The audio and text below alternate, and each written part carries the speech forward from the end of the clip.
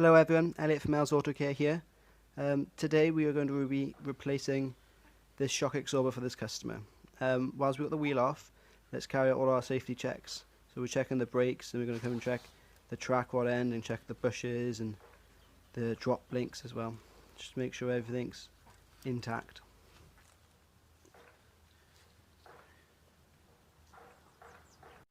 Okay, so we're going to remove these bolts here, but as you can see they're a little bit rusty. So what we're going to do first is apply a little bit of penetrating fluid and leave that to soak in, just to make our jobs easier rather than straining to get the bolts off.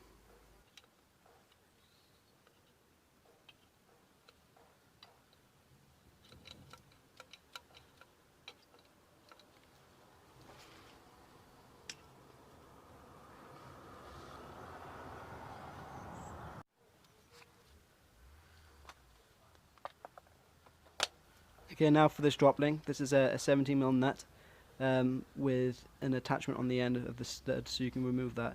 I'm going to use an impact gun because I got one, but if you don't have one, just put a spanner on here and then a socket on the bit that protrudes through, and then just wind it off nicely.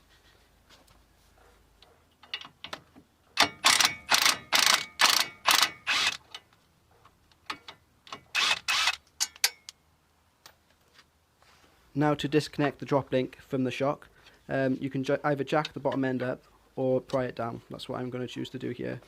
So I'm just going to leave it down on the anti-roll bar and push the drop link back. As you can see, I've had to move the wheel because there wasn't quite enough room behind the shock to get it out. There it is, just push it to one side and then push this pry bar back as well, because that's leave it in there now.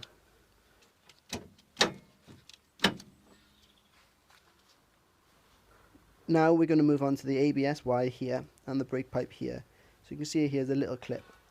All you're going to have to do with that is just lift it up and unhook it over the top, like so. And then wiggle this free, but be very gentle here, you don't want to damage the brake pipe. So just wiggle the thicker rubber parts either side it.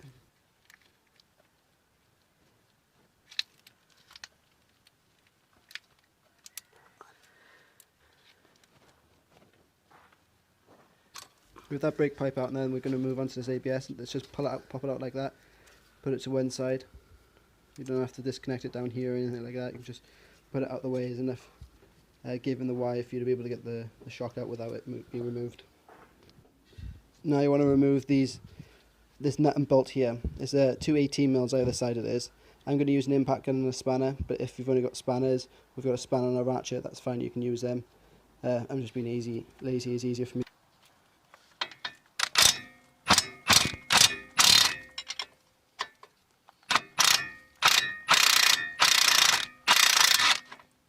Just leave that there now to take the weight of the hub, and move on to this bottom one here. Do the exact same thing, but fully take this one out.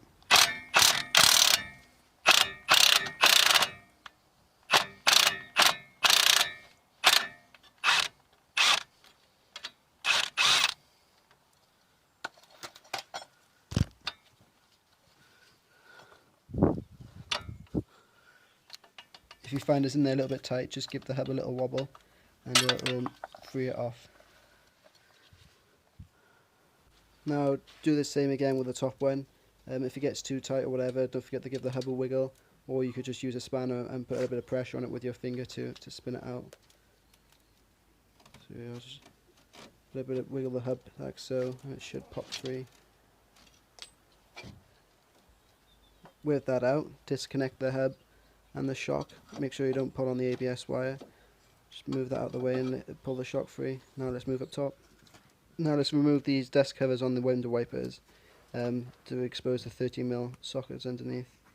I'm going to use a little pry bar to get it off, but you can use like a flat-headed screwdriver or something like that, just to pick them off.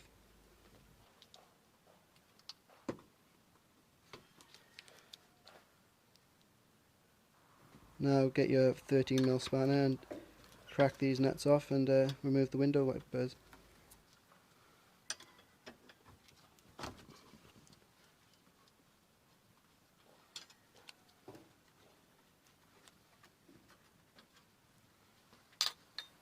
To remove these wipers now, you just want to wiggle on them.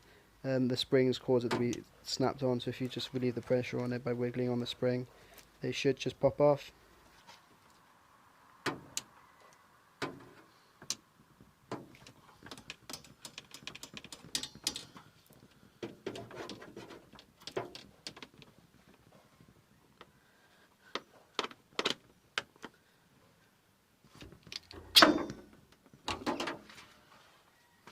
Now I'll do the same with the other side. When you're putting these down, what I tend to do, is just so I know which one goes where, is I'll put the driver's side wiper to the driver's side and the passenger side to the passenger side of the vehicle, just so when it comes to putting them back on I know what I'm doing and what goes where.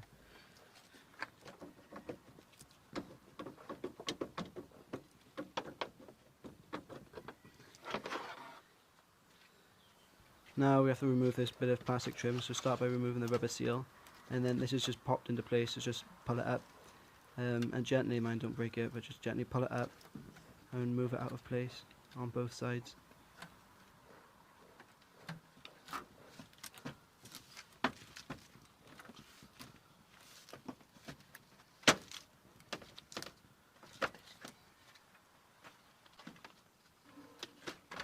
Now with it free, just move it to one side and we can take a look at the top mount bolt.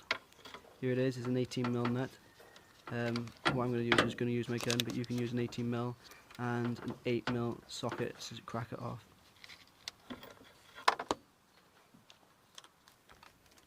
Now with that loosened, remove the top bracket, go back underneath and pull it free. Be careful with that ABS wire, just move it out of the way and let the shock fall through. There we are, let's go compress this spring. Okay, so we're going to compress this spring here, but this is actually very dangerous. So first thing you need to do is grab hold of your phone and ring your loved one and tell them that you love them, because you might not get the chance to do it.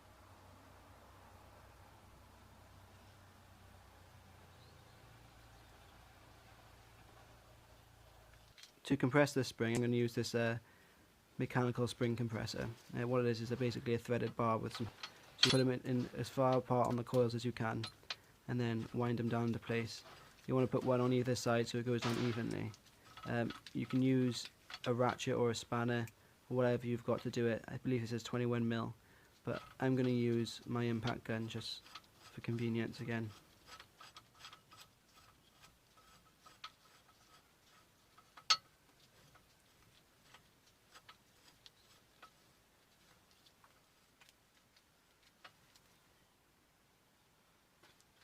With both spring compressors attached, I'm going to gently and evenly wind them down to compress the spring.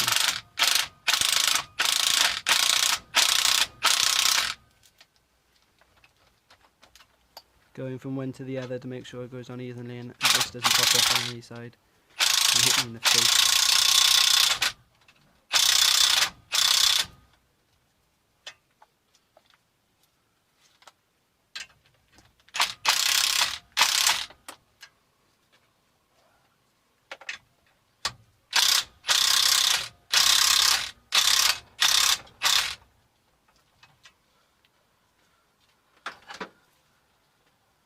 Now with them compressed and the top mount free, I'm going to use a 6-sided socket to hold the shaft and an 18mm spanner just to crack it off. Careful, this is tight. There we are. Now you should be able to spin that off by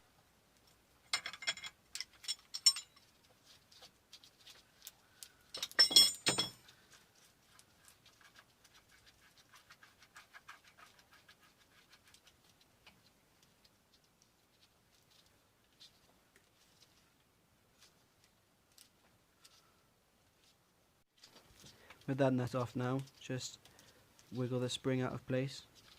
Mine normally gets caught on the lower little cup. Just be patient with it and gentle it and just wiggle it free.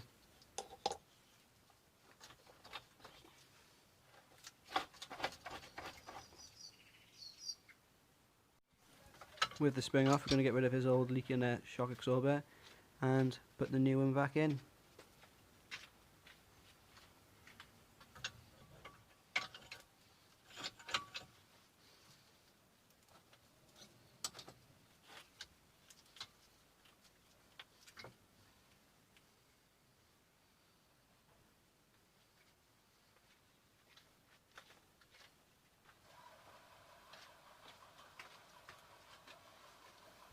So you're going to need to push the shock down and lift this little clip off that's holding it into place. That's just for postage, that is.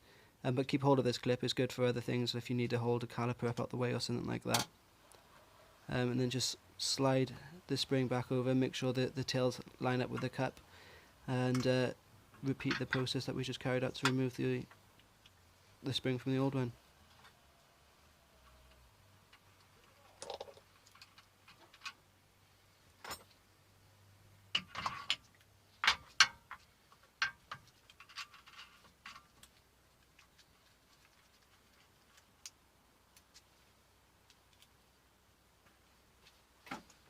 This new shock has a slightly different fitting at the top, which means I have to use an open end spanner because it's more of a slot than the hexagon.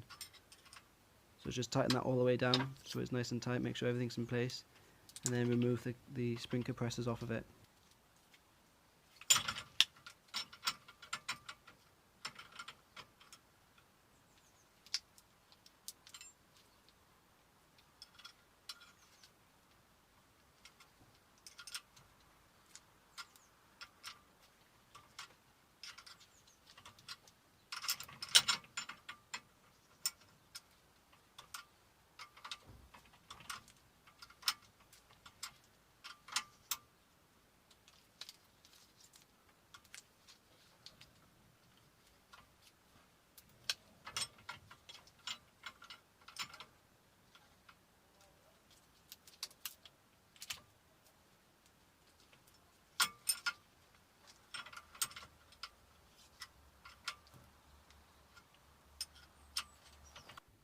Now with everything back together, put it back on the car and take it for a test drive.